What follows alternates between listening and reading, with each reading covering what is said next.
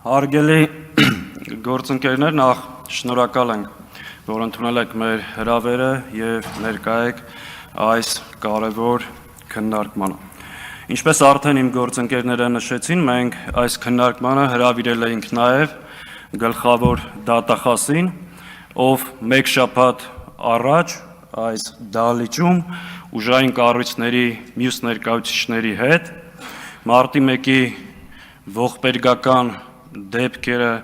հերթական անգամ քաղաքականապես շահարկելու եւ ներկայացման նիստին էր մասնակցում,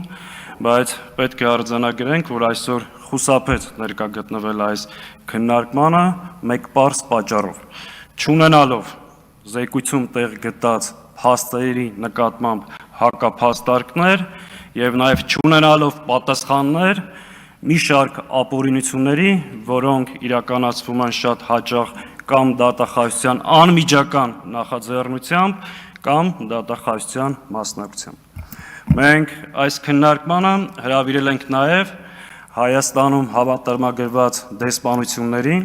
միջազգային կազմակերպություններին, բոլոր նրանք, ովքեր մասնակցում են, շնորհակալ ենք, բայց ստեղ եւս պետք է արձանագրենք, որ մեր միջազգային գործընկերներից շատերը նախընտրեցին ներկա չլինել այս դահլիճում եւ չլսել ու մոտիկից չծանոթանալ Հայաստանում ժողովրդավարության իրական վիճակի մասին։ Ամեն դեպքում մենք կգտնենք արդյունավետ ձևաչափեր այս քննարկման արդյունքները ամփոփելու եւ միջազգային կազմակերպություններին եւ մեր գործընկերներին ներկայացնելու համար։ Հարգելի գործընկերներ, ակնհայտ է, որ Հայաստանի Հանրապետությունը կանգնած է պետականության, ինքնիշխանության, ազգային ինքնության պահպանման լրջագույն վտանգի առջև։ Հայաստանի Հանրապետության իշխանության ղեկին հայտնված այս վարչախումբը,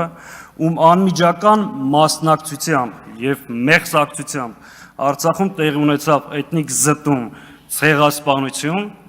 Արցախը հանձնելուց հետո հետևողականորեն պայքար է սկսել մեր ազգային ինստիտուտները կազմաքանդելու, մեր հոգևոր արժեքների ու ինքնության հիմքերը ոչնչացնելու ուղղությամբ։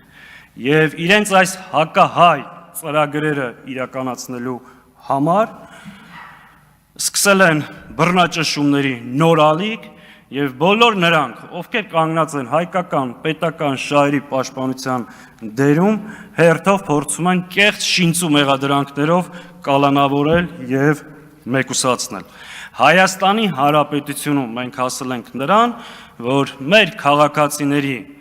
հիմնարար ազատությունները սահմանափակված են։ Խոսքի ազատ իրավունք,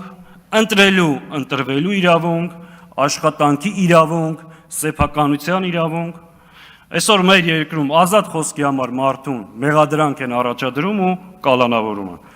Այսօր եթե ընդդիմադիր գործիչը ընտրվում է համայնքի ղեկավար, կամ ձերբակալում են, կամ սպանում։ Այսօր Հայաստանի Հանրապետության քաղաքացին, եթե այս իշխանություններին չի քվեարկում եւ ունի այլ տեսակետ, աշխատանքից հեռացնում են։ Քաղաքական հայացքների համար մարդկանց սեփականությունը խլում են։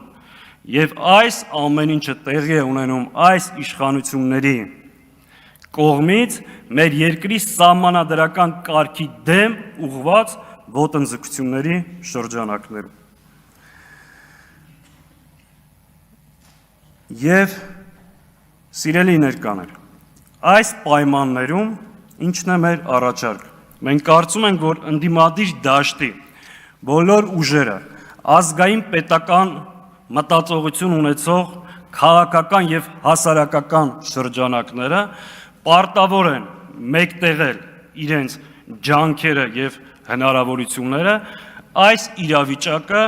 կասեցնելու եւ փոխելու համար։ Մենք կարծում ենք, որ Հայաստանի քաղաքական ընդդիմադիր դաշտի ուժերը անկախ իրենց տարաձայնություններից տարբեր հարցերի շուրջ գոյություն ունեն կարևոր առանցքային օրակարգային հարցեր, որոնց շուրջ պետք է համագործակցեն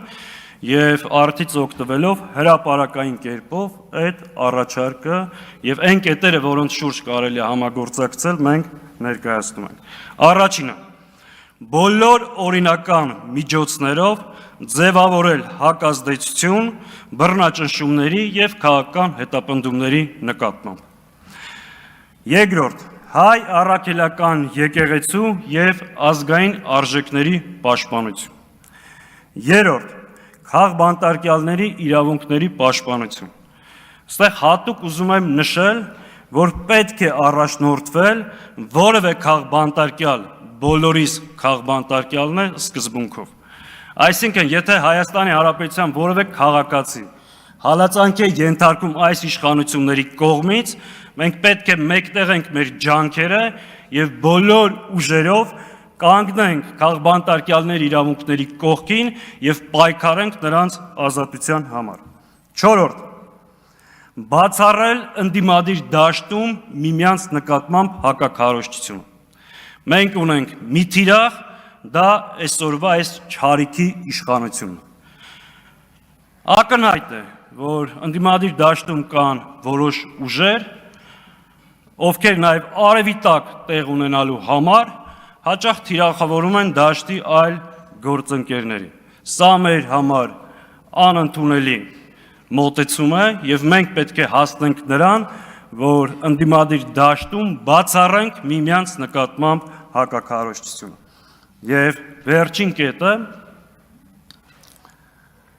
ակնհայտ է, որ այս իշխանությունները իրենց վերարտադրությունը ապահովելու համար ամեն ինչ անելու են։ Ողջ պետական ռեսուրս և հնարավորությունները օգտագործելու են իրենց վերարտադրության համար,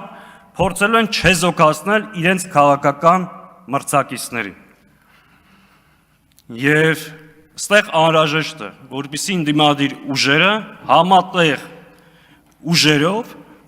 վերահսկեն նախընտրական, ընտրական և հետընտրական ամբողջ գործընթացը, փորձելով ապահովել և զերծ պահել այս իշխանություններին հերթական չարաշահումներից։ Հարգելի գործընկերներ, սրանք այն օրակարգային առաջնային կետերն են, որոնց շուրջ մենք ընդդիմադիր դաշտին առաջարկում ենք լիարժեք համագործակցություն։ Եվ այս համագործակցությունը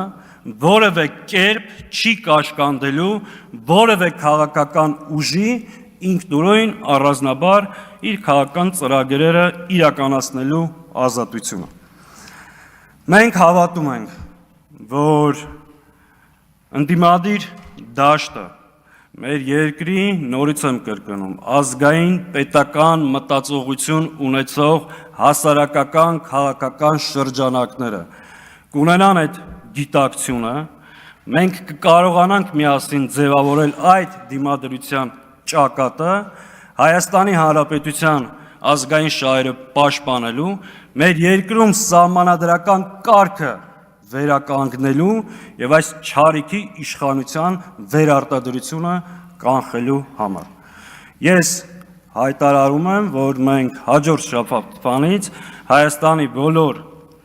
ընդդիմադիր դերակատար ուժերի հետ սկսելու ենք այս խորհրդակցությունները և կարողանալու ենք այդ ամբողջական կոնսոլիդացիան առնվազն իմ վերը նշված օրակարգային հարցերի շուրջ ունենանք։ Շնորհակալ եմ։